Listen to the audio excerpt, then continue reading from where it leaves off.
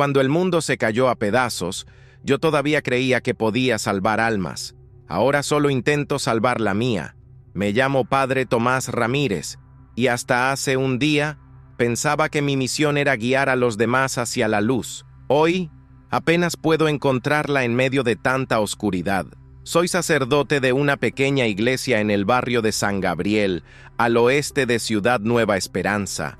Una parroquia humilde, siempre llena de madres llorando por sus hijos, de jóvenes buscando dirección, de ancianos rogando por no ser olvidados. Y ahí estaba yo, cada día, predicando sobre esperanza, redención, perdón. A las 6 de la mañana del día en que el mundo se quebró, estaba preparando la homilía del domingo. Hablaba sobre el juicio, sobre cómo el dolor revela la verdad en el corazón del hombre. ¡Qué ironía! Unas horas más tarde, vería esa verdad encarnada en cuerpos que no descansaban ni en la muerte. Recibí una llamada de Lucía, la esposa de mi primo Javier, un bombero al que siempre consideré más hermano que primo. Me dijo que él había salido corriendo del cuartel al enterarse de un incendio extraño en el hospital central. «No ha vuelto, padre, no contesta, tengo miedo». Quise tranquilizarla. «Él es fuerte. Lucía, ya verás que vuelve». Pero en mi pecho ya sentía esa presión, como si algo estuviera a punto de romperse. Minutos después, llegaron los gritos. Primero en la calle, luego en la iglesia. Una mujer se desplomó en el altar, ensangrentada, diciendo que su esposo la había mordido después de haber muerto. Pensé que deliraba. Intenté atenderla. Me pidió que rezara. Lo hice. Cerró los ojos, murió y regresó. No tengo palabras para explicar lo que sentí al verla abrir los ojos de nuevo, vacíos, como pozos sin fondo. Cuando me atacó, retrocedí, caí, lloré. Uno de los feligreses la golpeó con una estatua de San Miguel, justo en la cabeza. Solo así se detuvo. Esa fue la primera vez que vi lo que muchos después llamarían los resucitados. Para mí, eran personas, almas atrapadas, algo entre la vida y el infierno. Todo se volvió confusión. La ciudad rugía, como si cada rincón estuviera ardiendo en pecado. Afuera, los coches chocaban, la gente corría, algunos rezaban, otros se disparaban entre sí. Intenté quedarme, abrir la iglesia, dar refugio, pero pronto entendí, no era tiempo de mártires, era tiempo de decisiones. No me fui por cobardía, me fui porque no podía morir ahí, no todavía. Tenía una misión, tal vez no divina, tal vez no clara, pero algo me decía que debía encontrar a Javier. No sabía si estaba vivo, no sabía si me necesitaba, pero era mi familia, y eso aún significaba algo en este mundo nuevo. Tomé mi sotana, una mochila con un poco de pan y agua bendita, como si eso pudiera detener al demonio, y salí. Y desde entonces, camino, oculto, escuchando los lamentos, los disparos, los rugidos de las criaturas. No tengo armas, solo una pequeña cruz de madera, y la determinación de no convertirme en uno de ellos, ni como muerto, ni como vivo. Pero la verdadera prueba no fue huir, fue la mujer del edificio gris, 3 cuadras al norte del mercado. La encontré sentada en la cornisa, mirando al vacío. Estaba viva. Tenía los ojos hinchados de tanto llorar. Me gritó que no me acercara, que ya no podía más, que su familia había muerto esa mañana, que ella debía seguirlos. Le hablé de Dios, del valor de respirar, aunque duela, de que aún había lugar para la esperanza, y ella se rió.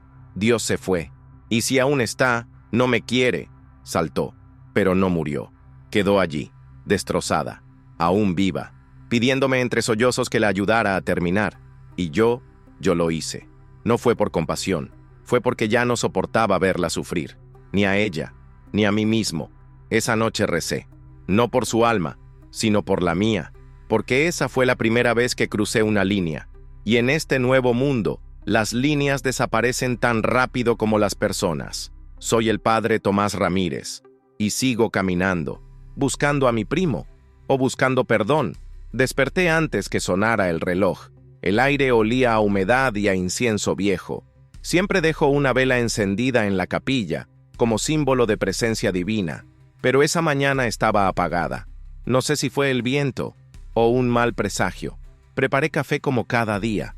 Una taza para mí, otra para don Ernesto, el viejo que dormía en la habitación de atrás desde hacía semanas. Lo encontré en la calle, temblando de frío y con una herida en la pierna. Le ofrecí cama y sopa caliente. No hablaba mucho, pero rezaba. Eso bastaba. Esa mañana no lo vi. Su cama estaba vacía. Tal vez había salido, tal vez no. En esos días, uno aprende a no hacer demasiadas preguntas. Me senté a leer el Evangelio. Mateo 24. Y oiréis de guerras y rumores de guerras. Se levantará nación contra nación, y habrá pestes, y hambres, y terremotos en diferentes lugares. Todo esto será solo el comienzo de dolores. Nunca esas palabras me habían sonado tan reales, como si no las estuviera leyendo, sino escuchando en vivo. Afuera, la ciudad empezaba su rutina habitual. Tráfico denso, gritos, motores, un vendedor de tamales, un niño llorando. Todo sonaba normal, demasiado normal, como si el mundo no supiera lo que se venía. A las 06:13 recibí el primer mensaje. Era Lucía, la esposa de mi primo Javier. ¿Sabe algo de Javi? Salió temprano por una llamada del cuartel. No ha respondido. Me estoy asustando. Respondí de inmediato. Tranquila, tal vez solo está ocupado. Voy a intentar contactarlo. Pero yo también sentí ese nudo en el estómago. Javier no era de los que ignoraban el teléfono. Algo no cuadraba. Tomé el celular. Marqué 1, 2, 3 veces, sin respuesta. Solo el tono, cada vez más lejano. Entonces decidí salir. Tomé mi chaqueta, la cruz del cuello, y salí por la puerta lateral de la iglesia. Tenía que llegar al cuartel. Tal vez solo era un malentendido. La calle estaba extraña, no vacía, pero con ese silencio entre ruidos que solo se siente antes de una tormenta.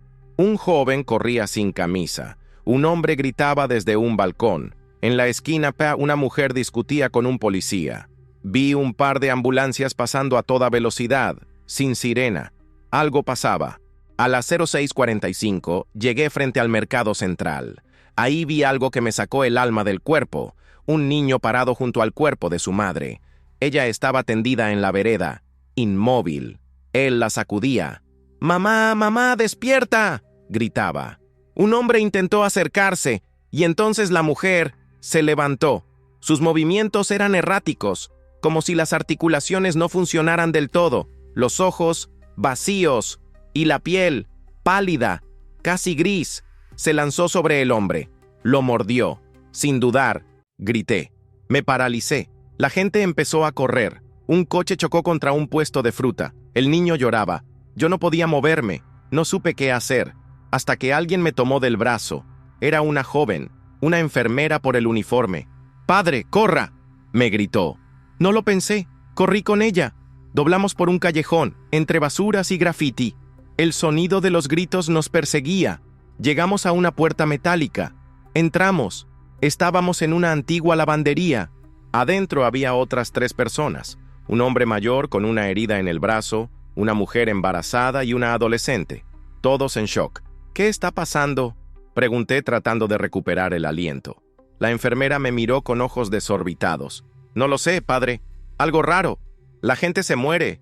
Y luego no se muere. Vuelven. Pero no son ellos. No son ellos».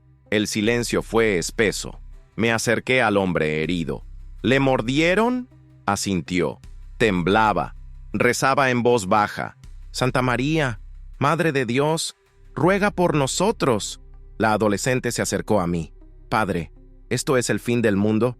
No supe qué decir. Quería abrazarla. Quería mentir. Quería decirle que todo iba a estar bien, pero no tenía derecho. No esa vez. Pasamos casi 1 hora ahí, escuchando los sonidos del caos afuera, llantos, explosiones, helicópteros. Luego, un silencio aún más aterrador. La mujer embarazada empezó a tener contracciones. La enfermera intentó ayudarla, pero no había nada. Ni agua, ni luz, ni nada. Decidí salir, buscar algo, un botiquín, lo que fuera. Salí por la puerta trasera. El callejón estaba lleno de basura y sangre. Vi un perro mordiendo algo que preferí no identificar. Caminé con cuidado. Escuché una radio, muy baja. Alguien hablaba de evacuar por el norte. Otro decía que no había salida. Me aferré a la cruz en mi cuello. Señor, guíame. Encontré una pequeña tienda saqueada. Solo quedaban trapos, algo de alcohol y una linterna sin baterías. Tomé lo poco útil. Iba a regresar cuando escuché el llanto. Era una niña. No tendría más de 5 años. Estaba sola, detrás de un coche volcado. Me acerqué. ¿Estás bien? Me miró. Tenía los ojos llenos de lágrimas. La tomé en brazos. ¡Vamos! ¡Vamos! Pero cuando me di vuelta, lo vi.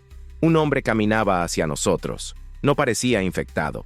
Caminaba lento, pero no arrastraba los pies como los otros. Me tranquilicé. Señor, ¿necesita ayuda?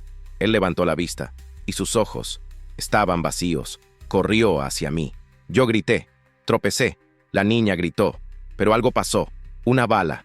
El hombre cayó. Sangre. Alguien disparó desde una ventana. Me levanté. Miré hacia arriba. Una mujer con un revólver me hizo una seña. «No se quede ahí, padre. ¡Corra!». Corrí, con la niña en brazos, sin rumbo. Solo corrí. Cuando regresé a la lavandería, ya era tarde. La mujer embarazada estaba muerta. El hombre mordido también. La enfermera lloraba. La adolescente rezaba. «Se levantaron, padre. Se levantaron». Los cuerpos estaban en el suelo, con la cabeza destrozada. Ahí supe que la muerte ya no significaba descanso, que el infierno había cruzado la frontera. Nos fuimos, los 5. La niña no habló más. La enfermera la cargaba. Yo solo pensaba en Javier. ¿Estaría vivo? ¿Habría visto lo mismo? Ese día, el mundo terminó, y con él, la fe como la conocíamos. No recuerdo en qué momento exacto dejé de ser sacerdote, y pasé a ser solo un hombre con miedo. Tal vez fue cuando arrastramos el cuerpo de la mujer embarazada fuera de la lavandería y lo dejamos en la calle, sin oraciones, sin ataúd, sin nombre. O cuando la adolescente, Sofía, preguntó si ahora éramos pecadores por huir, y yo no supe qué responderle. El mundo se había torcido como un espejo roto, y lo que reflejaba ya no era humanidad, era otra cosa, un eco de lo que fuimos. Caminamos durante horas por las calles secundarias. Evitábamos las avenidas, las estaciones, los hospitales. Allí era donde se habían concentrado los primeros brotes, donde la muerte se había convertido en una epidemia ambulante. Yo llevaba a la niña, nunca nos dijo su nombre, abrazada contra el pecho. Cada tanto me miraba con ojos grandes, callados, como si intentara preguntarme si yo era su nueva familia. Y me dolía no tener respuesta. La enfermera Ángela se convirtió en nuestra líder sin quererlo. Era fuerte, práctica, y sabía improvisar con nada. El otro hombre del grupo, Tomás, tenía una herida superficial, pero su mente parecía estar quebrada. Murmuraba todo el tiempo, frases inconexas, nombres de personas que no estaban. Nos refugiamos en una ferretería cerrada, cerca de una parada de autobús. Rompimos la tranca trasera con una palanca oxidada y entramos. Había linternas, martillos, clavos, no armas, pero al menos podíamos atrancar la puerta. Fue ahí donde ocurrió. La niña comenzó a llorar. Ángela intentó calmarla, le ofreció agua, pero la pequeña señaló la vidriera. «Ahí, ahí», susurraba. Me acerqué. Entre los estantes, en el reflejo del cristal, vi siluetas, 3, 4, 5 personas, o lo que quedaba de ellas. Caminaban como títeres con hilos invisibles. Unos cojeaban, otros arrastraban las manos ensangrentadas por el suelo.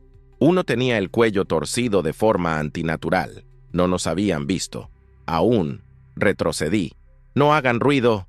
Pero Tomás empezó a reír. Una risa seca, sin sentido, como si su mente hubiera finalmente colapsado. Gritó: «¡Ya vienen! ¡Dios nos castiga! ¡Este es el fuego eterno!». Golpeó una estantería. Se cayó. Los vidrios estallaron. Ellos nos escucharon. Fue como una pesadilla en cámara lenta. Las criaturas se abalanzaron contra la entrada. Golpeaban la puerta de metal. Gritaban, o algo parecido. Era un sonido hueco, gutural, mezcla de hambre y rabia. Ángela corrió a asegurar la puerta con todo lo que encontró. Yo ayudé, clavando tablones, bloqueando con estantes. Sofía lloraba. La niña gritaba: «Tomás». Seguía riendo. No duraría. Teníamos que salir. Por atrás, Ángela encontró una salida de emergencia que daba al callejón, pero había un problema. La niña tenía fiebre, alta, no comía, apenas respiraba. «Está infectada», murmuró Sofía. «No la mordieron», respondí. «Yo la cargué todo el tiempo, no tiene heridas». Pero Ángela me miró con ojos fríos. «No lo sabemos. ¿Y si lo está? ¿Y si muere y regresa?» «No podemos dejarla», dije. «Si tú la llevas, no me opongo, pero entiende el riesgo». Yo la cargué, no porque era lo correcto, sino porque no podía dejar que muriera sola, y porque, en el fondo, aún creía que Dios me estaba probando. Salimos por el callejón justo cuando la puerta principal cedía. Corrimos, sin rumbo. Solo sabía que tenía que alejarme, de ellos, de todos. Nos refugiamos en una iglesia abandonada. Irónico, pensé, como volver al inicio de todo. Allí, tras cerrar con cadenas oxidadas, respiramos. Por un momento, solo un momento. Tomás había dejado de hablar. Estaba sentado en un banco, en silencio, mirando el altar destruido. Sofía dormía abrazada a la niña. Ángela vendaba su pierna, herida por los vidrios al escapar. Me senté frente al crucifijo caído.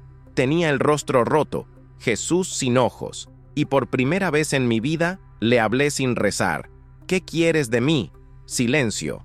La niña comenzó a convulsionar. Fiebre altísima. Ángela intentó bajarla con agua. No servía. Sofía lloraba. Y ahí ocurrió. Tomás se puso de pie, temblando. «Ella no va a sobrevivir», dijo. «No podemos permitir que regrese». Y sacó un cuchillo que había tomado de la ferretería. «¡Basta!», grité. «¡No haremos esto!». Ángela lo empujó. Sofía gritó. Yo me interpuse entre él y la niña. «Dios nos juzgará por esto. Dios ya lo hizo», rugió Tomás. «Nos abandonó. Ella va a morir, padre, y va a devorarnos a todos». Y en ese momento vi en sus ojos algo que ya había visto antes. No miedo, sino alivio. Tomás no quería matarla. Quería que lo mataran a él. Estaba buscando una excusa. Me lanzó el cuchillo. Lo atrapé por instinto. Y él corrió hacia mí. No pensé. Solo reaccioné. El cuchillo entró justo bajo sus costillas. Una vez, dos. Cayó a mis pies. Y me miró, agradecido. «Gracias», susurró antes de cerrar los ojos.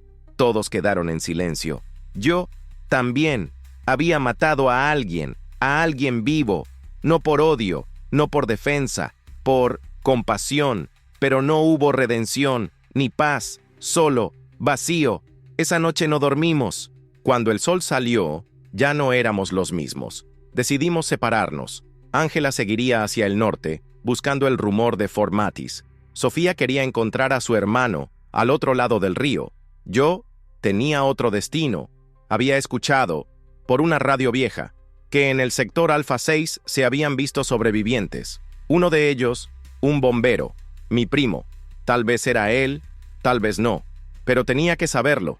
Le dejé una nota a Ángela. «Si ves a Javier, dile que aún camino, que no me rendí, que su primo aún tiene fe». El cielo sobre Ciudad Nueva Esperanza se había vuelto gris. No por nubes ni tormentas, sino por el humo, el olor a plástico quemado, gasolina, carne. Todo flotaba en el aire como un presagio espeso. Cada paso que daba, cada calle que cruzaba, me alejaba más del mundo que conocía y más cerca del infierno. Caminé solo durante las primeras horas del amanecer, con la cruz apretada en la mano y la niña dormida sobre mi espalda, envuelta en una manta vieja. No sabía su nombre, pero ya no importaba. Era lo único que me conectaba con la vida. Las calles estaban desiertas, pero no silenciosas. Se escuchaban motores lejanos, disparos aislados, gritos, y a veces, nada. Ese tipo de nada que anuncia tragedias, carros volcados, sangre seca en las paredes, puertas abiertas, persianas rotas. El fin no había llegado como una explosión, había llegado como un susurro que se convirtió en grito. Llegué a una plaza donde solía predicar algunos domingos. Ahí me detuve, y entonces los vi. 5 cuerpos, colgando de un árbol, 3 adultos, 2 adolescentes, todos con carteles colgados al cuello. «Aquí no hay lugar para traidores». No estaban mordidos, estaban ejecutados. por humanos. Me arrodillé, temblando, no para rezar, sino porque mis piernas ya no sostenían el peso del horror. La niña despertó, me miró, no dijo nada, nunca decía nada, solo se aferraba a mí, como si supiera que yo era todo lo que le quedaba. Entonces escuché un disparo, muy cerca, corrí con ella en brazos, me metí en una papelería saqueada. Desde ahí, vi a un hombre correr por la calle. Le seguían al menos 3 infectados. Tropezó, cayó, luchó, gritó. Yo no hice nada, lo vi morir. Era la primera vez que veía una muerte así, completa, brutal, sin cortes, sin intervención. Fue como presenciar un ritual oscuro. Le desgarraron la garganta, la piel, el rostro, no como animales. Peor, lo hacían con furia, con una rabia sin sentido. Cuando terminaron, simplemente se quedaron allí, mirando al vacío, y entonces uno de ellos levantó la cabeza, me miró, sabía que me había visto, no sé cómo, no sé por qué, pero sus ojos podridos encontraron los míos, y comenzó a caminar hacia mí. Cerré la puerta con lo que pude, bloqueé con estantes, una caja registradora, me escondí entre pilas de papel viejo. La niña temblaba, yo temblaba más, golpeaban la puerta, no sabían razonar, pero sabían persistir. Pasaron minutos, o tal vez horas, el ruido cesó, salí, caminé entre escombros, cadáveres, casquillos, pasé frente a una iglesia igual a la mía. Las puertas estaban abiertas, dentro no había paz, solo muerte, fieles destrozados sobre los bancos, el altar quemado, y un niño de rodillas, orando, solo, con los ojos cerrados. Le hablé, no respondió, estaba muerto, y aún así rezaba. Fue ahí donde la vi. Lucía, o lo que quedaba de ella, la esposa de mi primo, estaba en la acera opuesta, sucia, con sangre en la blusa. Sostenía algo en brazos, un peluche. Me miró, me reconoció. Padre Tomás, corrí hacia ella. ¿Dónde está Javier? ¿Y los niños? Ella empezó a llorar, a temblar. No lo sé. Se fue a buscarlos. No volvió. Daniela, mi hija, fue mordida. Tuvimos... Se derrumbó. La abracé. Apreté los dientes. No podía llorar. No ahora. Pero mis manos temblaban. Ven, tenemos que irnos. Ella dudó. Miró a la niña. ¿Es tuya? Ahora lo es. Caminamos juntos. Cruzamos barrios incendiados. Una tienda saqueada tras otra. Grupos de hombres armados en motocicletas. Algunos disparaban al aire, otros a los vivos. En una esquina, vimos una patrulla militar abandonada. Entramos.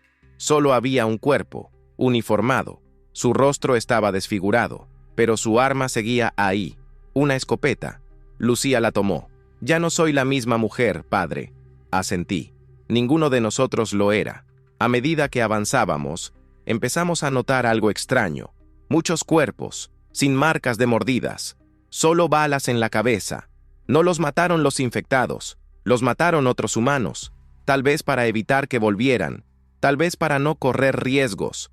En un callejón, encontramos un mensaje pintado con sangre en una pared. Los puros nos salvarán. Lucía lo leyó en voz baja. ¿Quiénes son? No lo sé, dije, pero no me gusta cómo suena. Seguimos hacia el norte. Sabía que mi primo había pasado por una zona de evacuación improvisada, cerca de la estación Alfa 6. Lo escuché en una transmisión. Tal vez aún estaba ahí. Fue entonces cuando llegamos a la zona roja. No hay forma de describirla con justicia. Era el infierno en la tierra. Zombies por todas partes. Gente viva, atrapada, rogando ayuda, fuego, cristales rotos, el rugido constante de lo que parecían ser decenas, tal vez cientos, de infectados amontonados en las calles como una ola de carne. Nos refugiamos en el segundo piso de una tienda de electrodomésticos. Desde la ventana observamos cómo caía la noche, y con ella, la esperanza. Lucía cayó dormida. La niña también. Yo me senté junto a la ventana rota, y vi algo. Un helicóptero. Volaba abajo, rápido, hacia el sur. En su interior, pude jurar que vi a alguien con chaqueta de bombero. ¿Javier? Corrí a la azotea con los brazos alzados. ¡Javier! Pero no se detuvo. Y en ese instante, entendí. Tal vez nunca nos veríamos. Tal vez mi misión no era encontrarlo, sino seguir, porque él ya no podía. Esa noche, Lucía me dijo, «Padre, si no salimos de aquí mañana, quiero que prometa algo. Dime, que cuidará de ella, de la niña, que no la dejará sola». Lo prometí, y a la mañana siguiente, el infierno tocó nuestra puerta. Una horda, cientos, rompieron la entrada, subieron. Lucía disparó, gritó, peleó como una leona.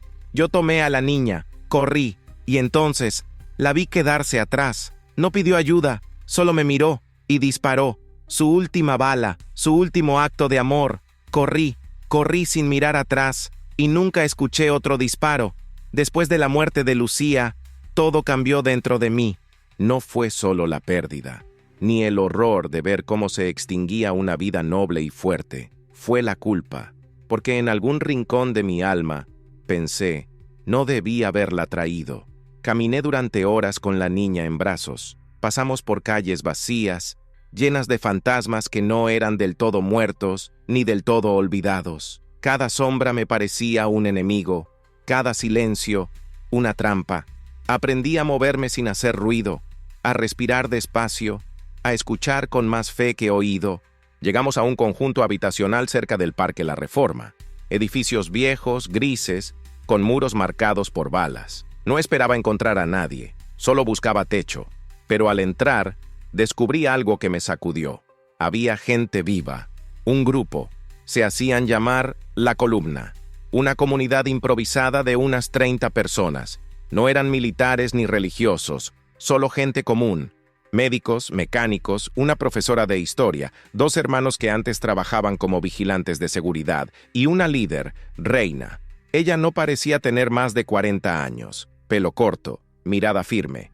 No usaba armas, usaba palabras, y eso, en esos días, era más poderoso. Nos recibió con cautela. «¿Es usted sacerdote?», preguntó al ver la cruz colgando en mi pecho. «Sí», o «lo era». «¿Ella es su hija?». «Lo es». «Ahora». Reina observó a la niña por unos segundos. Luego asintió. «Pueden quedarse, por ahora, pero deben aportar. Aquí nadie sobrevive sin hacer algo por los demás». Acepté. Claro que acepté. Los primeros días fueron tranquilos. Se turnaban para buscar comida, agua, medicinas. A mí me asignaron la tarea de acompañar a los enfermos, escuchar a los que querían hablar, rezar con los que aún creían, y en medio de todo eso, por un instante, sentí paz. La niña también mejoró. Comía, dormía. Incluso sonrió una tarde al ver un perro callejero que los demás habían adoptado como mascota. Pero la paz nunca dura. Una noche, los hermanos vigilantes, Simón y Iván, regresaron con 2 prisioneros, 2 hombres sucios, golpeados, con las manos atadas. Los encontramos saqueando una farmacia. Dijeron que venían del otro lado del puente, que buscaban medicina, pero no confiamos. Reina los miró. Les ofreció agua. Luego preguntó, ¿están armados? Uno de ellos negó. El otro no respondió. Simón intervino. Deberíamos ejecutarlos. No podemos correr riesgos. Si nos atacan, si traen a otros. Hubo un silencio tenso. Reina los observó a todos. Luego habló. Aquí no matamos sin escuchar. Esa noche hubo una asamblea. Yo estuve presente. Algunos querían liberar a los hombres. Otros exigían que fueran expulsados, sabiendo que eso equivalía a una sentencia de muerte. Y otros, los más endurecidos, apoyaban la ejecución. Cuando me pidieron opinión, dije, sé que el miedo nos está matando más rápido que los muertos, pero si cruzamos ciertas líneas, no habrá regreso. Matar por miedo no es justicia. Simón bufó. Claro, padre, bonitas palabras, pero cuando uno de estos vuelva con más gente y maten a tu niña, me dices si aún crees en los 10 mandamientos. La discusión duró hasta la madrugada. Al final, Reina decidió dejarlos vivir. Les asignó tareas, vigilancia, limpieza, ayudar a reforzar las barricadas, pero el ambiente se volvió espeso. Simón no lo aceptaba. Comenzó a organizar pequeños grupos dentro del grupo.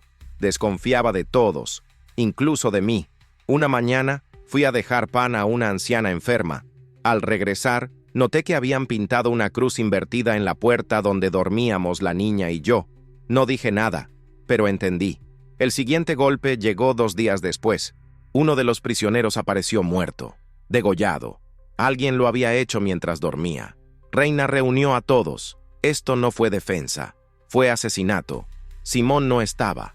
Y esa misma tarde, escuchamos disparos. Un grupo liderado por él había decidido tomar el control. Querían expulsar a Reina, imponer su sistema. La comunidad se partió en 2. Estalló un enfrentamiento, gritos, golpes, disparos. Yo escondí a la niña en una sala de mantenimiento y salí a buscar a Reina. La encontré herida, sangrando por el hombro. «Padre, no les deje ganar». La cargué. La llevé a un cuarto seguro. La enfermera del grupo intentó estabilizarla. No sabíamos si sobreviviría. Simón entró poco después, con un arma. «Esto se acabó. Ahora mando yo», me apuntó. Yo no tenía nada en las manos, solo mi cruz. «¿De verdad vas a matarme?», pregunté. «Sí, porque ya no eres útil». Y entonces, la niña salió. Con una barra de metal, golpeó a Simón en la pierna. Él gritó, disparó al aire. Yo aproveché y lo empujé. El arma cayó. La enfermera la tomó. Lo hizo retroceder. Esa noche, Simón fue expulsado, pero no con violencia. Lo dejamos partir, solo, sin armas. «No somos como tú», le dijo Reina. «Ya despierta». Y en sus ojos vi algo más fuerte que odio, decepción. Después de aquello, muchos se fueron. El grupo se redujo, pero también se volvió más fuerte, más unido. Una noche, en medio de un cielo sin estrellas, me senté a escribir. No una homilía, no una carta, sino una oración rota. «Señor, si aún escuchas, enséñanos a no olvidar quiénes fuimos, aunque todo lo demás se haya perdido». Y en ese momento, entendí algo. No importa si volvemos al pasado, no importa si el mundo se reconstruye, lo único que puede salvarnos es recordar. Recordar que fuimos humanos y que aún podemos serlo. El cielo estaba en llamas, no figuradamente, literalmente. Desde la terraza del edificio donde vivíamos con lo que quedaba de la columna, podíamos ver columnas de humo elevándose desde distintos puntos de Ciudad Nueva Esperanza. Algunos decían que eran bombardeos ordenados por el gobernador.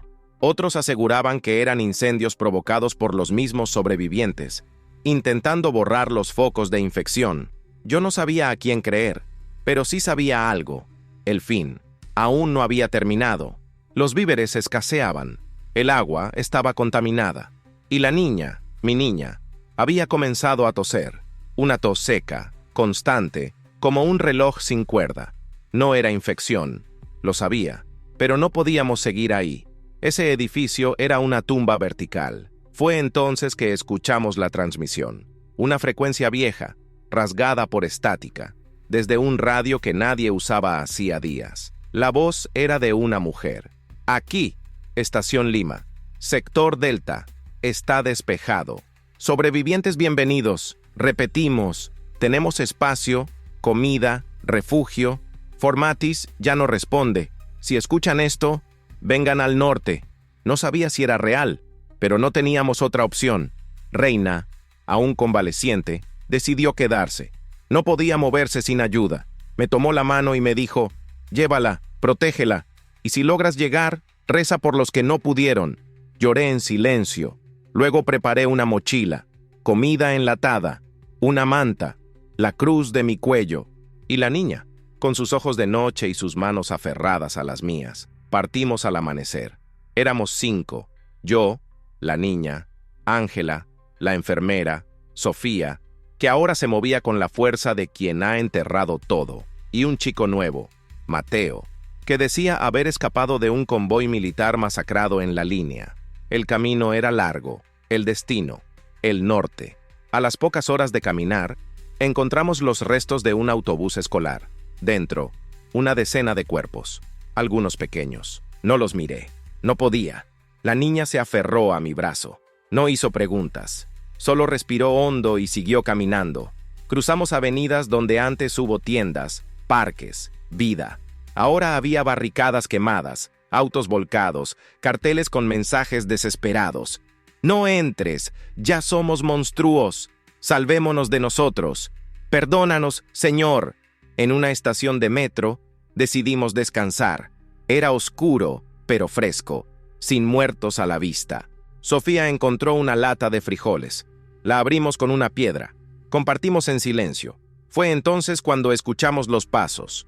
Primero uno, luego más. No eran zancadas caóticas, no. Eran pasos firmes, organizados, y una voz.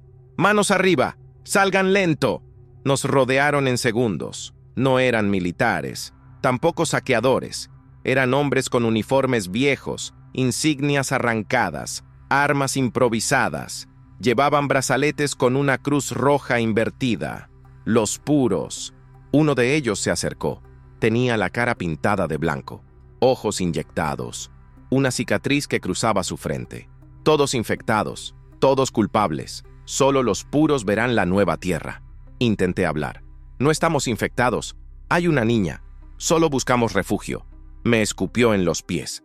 No hay redención, solo purificación. Ángela se adelantó. Si van a matarnos, háganlo, pero dejen a la niña. Él la miró y rió. No es la niña lo que queremos, sino su fe. Me tomaron del cuello, me arrastraron, nos separaron. Sofía gritaba, Mateo peleaba, la niña lloraba. Fui encadenado en un banco de la vieja estación. Queremos que el sacerdote bendiga nuestra limpieza, dijo el líder. Será el último sacramento antes del fuego. Y entonces entendí. Iban a quemarnos, a todos, uno por uno, y yo sería el testigo. Uno de los hombres sacó un bidón de gasolina. Lo derramó alrededor del lugar donde tenían a Sofía y a Mateo. La niña estaba en brazos de una mujer vestida de blanco. Murmuraba oraciones en voz baja. Me desaté. No sé cómo. Tal vez fue un clavo suelto. Tal vez fue Dios. Corrí hacia ellos. Grité. Me lancé sobre el líder. Caímos al suelo. Forcejeamos. El fuego nos hará libres, rugía él. Pero yo grité más fuerte. No hay purificación en el odio. Tomé una piedra. Golpeé. 1, 2, 3 veces. La sangre me cubrió las manos. Él dejó de moverse. Los demás se detuvieron. Mateo aprovechó. Tomó un arma. Disparó al aire. Ángela liberó a Sofía. La mujer de blanco soltó a la niña. Corrimos. Entre fuego, balas y caos. Logramos salir. La estación ardía. Atrás, los gritos se perdían entre las llamas. Caminamos hasta que el sol cayó, hasta que nuestras piernas dejaron de responder, hasta que encontramos una señal, una torre de metal y una bandera blanca colgando. Nos acercamos, cautelosos, y entonces la voz, una voz en altavoz. ¿Vienen en paz? Asentí, llorando. La niña levantó la mano. Somos sobrevivientes, dije. Nada más. La reja se abrió, y por primera vez, en días, semanas, una eternidad, entramos a un lugar donde nadie quería matarnos, donde aún existía algo parecido a esperanza. Afuera, el mundo sigue ardiendo. Lo sé porque, desde esta torre oxidada donde ahora duermo, escucho el rugido de la ciudad cada noche, gritos, disparos, motores que arrancan y nunca vuelven, y de vez en cuando, el aullido seco de los que caminan sin alma. Pero aquí adentro hay algo distinto. No paz, no todavía, pero silencio, seguridad. Una pausa entre un horror y el siguiente. Nos recibieron con desconfianza. Nos preguntaron nombres, orígenes, si habíamos tenido contacto con los infectados. Mateo casi se desmaya al ver a los soldados armados, pero esta vez no nos apuntaban, solo querían asegurarse. Nos dieron agua, mantas, pan. La niña se aferró a mí toda la noche. No habló, no lloró, solo respiró. Por fin, sin temer que fuera la última vez, Ángela se quedó con ella en la enfermería. Sofía se ofreció para patrullar los perímetros. Mateo, que al principio temblaba con cada paso, se sumó a la cocina. Para no pensar, me dijo. Yo pedí una celda vacía, una habitación sin cama, sin cruz, sin voz, solo paredes de concreto y una silla. Ahí me senté y escribí esto, porque tenía que dejar constancia, porque tenía que confesar. No fui valiente, no fui un héroe, fui un hombre en ruinas, caminando entre cenizas. No fui solo un sacerdote, fui un pecador y sigo siéndolo. Le quité la vida a alguien que no estaba infectado. Permití que otros murieran. Abandoné a personas que tal vez necesitaban más que yo. Y sin embargo, aquí estoy. Aún respiro. Aún cargo a esa niña en brazos como si fuera el último milagro de esta tierra maldita. Y sí, aún creo. No en un Dios que lo ve todo, sino en uno que aún llora con nosotros. Vi lo peor del ser humano. El miedo, el egoísmo, la rabia ciega, pero también vi actos de luz en la oscuridad más espesa. Una enfermera que compartió su última botella de agua. Una adolescente que abrazó a una niña ajena como si fuera su hermana.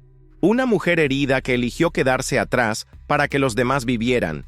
Y yo caminé hasta aquí no solo por fe, caminé porque seguía sus pasos, los pasos de mi primo, Javier Ramírez. Tal vez nunca lo encuentren, tal vez ya no esté vivo, pero en cada lugar que pasé, alguien mencionaba a un bombero, un hombre que salvó a una niña, un hombre que enfrentó a saqueadores, un hombre que vio caer su mundo y aún así siguió. Yo lo seguí sin decirlo, porque no quería que la esperanza se quebrara al hablarla, y aunque nunca lo alcancé, sé que estuve cerca. Vi el tren abandonado, vi las huellas en la cabina, escuché una voz en la radio, y por un segundo juré que era él, pero no importa si lo encuentro o no, porque el fuego que lo impulsó ahora vive en mí. Hoy, una soldado me preguntó si seguiré usando mi sotana. Le dije que no, que la fe no está en la tela, está en el acto, y que si un día volvemos a tener templos, no serán de piedra, serán construidos con actos, con memoria, con humanidad. Tal vez haya un norte, una zona verde real, tal vez no, pero mientras haya alguien que recuerde lo que fuimos y que proteja lo que aún somos, no todo está perdido. Cierro este cuaderno ahora. La niña duerme, abrazada a mi pierna. Mañana saldremos de nuevo, a buscar lo que quede. Soy el padre Tomás Ramírez, y aunque el mundo esté hecho pedazos, yo aún camino.